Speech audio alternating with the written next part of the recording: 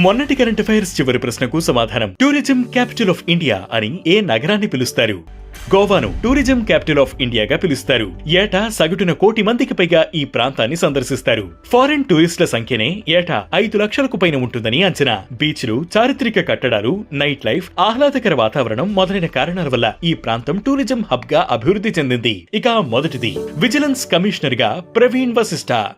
Central vigilance commissioner గా ప్రవీణ్ వశిష్ఠ నియమితులయ్యారు. ఈ నెల 16న ఆయన బాధ్యతలు చేపట్టారు. 1991 బ్యాచ్ బీహార్ క్యాడర్ కు చెందిన ప్రవీణ్ కు ఐపీఎస్ ఆఫీసర్ గా 30 ఏళ్ల అనుభవం ఉంది. గతంలో సిఐడి ఐజీగా, సిబిఐలో ఎస్పీ డిఐజీగా సేవలు అందించారు. ఇక రెండవది, వందే భారత్ తొలి స్లీపర్ రైలు ప్రారంభం.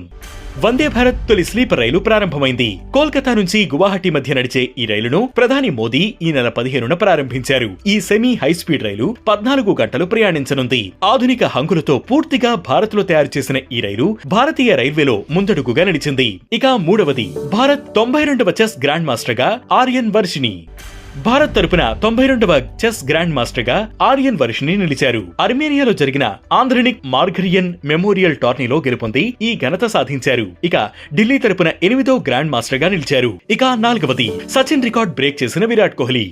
ఇండోర్ లో న్యూజిలాండ్ తో జరిగిన 3వ వన్డేలో team India star cricketer Virat Kohli పలు రికార్డ్స్ బ్రేక్ చేశారు. అన్ని ఫార్మాట్లలో కివీస్ పై 10 సెంచరీలు చేసిన కోహ్లీ 9 సెంచరీలతో సచిన్, జో రూట్, కలీస్ పేరిట ఉన్న రికార్డ్ ను బ్రేక్ చేశారు. వన్డేల్లో 35 వేదికల్లో సెంచరీలు చేసి అంతకు ముందు సచిన్ పేరిట ఉన్న రికార్డ్ ను బదులు కొట్టారు. ఇక వన్డేల్లో 3వ స్థానంలో బ్యాటింగ్ కు వచ్చి 12,662 రన్స్ చేసిన కోహ్లీ ఆస్ట్రేలియా మాజీ cricketer Ricky Ponting record break చేశారు. ఇక ఐదవది, ఢిల్లీలో గ్లోబల్ బుద్ధిస్ట్ సమ్మిట్.